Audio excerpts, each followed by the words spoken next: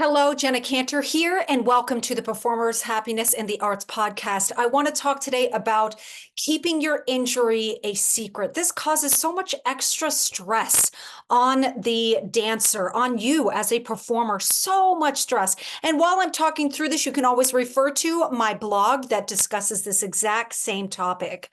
Now, first thing, there is a whole stigma with being injured that as performers are thinking, oh my gosh, as soon as somebody knows that we're injured, oh, I can't say anything because now this is going to put a label on my back and everything. So I want to give some credit to that, where credit is due. I understand the concern for basically telling on yourself and potentially not getting gigs. You can pick and choose who you are going to let know about your current injury.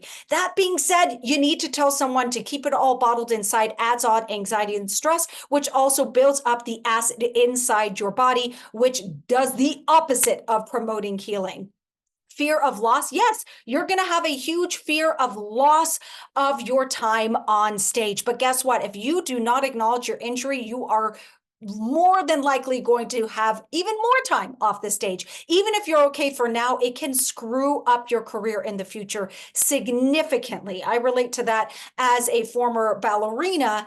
For me, I was very quiet about a lot of the injuries, and it had to be really bad. And I remember I was hesitant when I got a stress fracture on my foot, and I had to call my ballet director, who was not at the studio at the time, and she knew right away. She said, go to the hospital. She knew something had happened to my bones.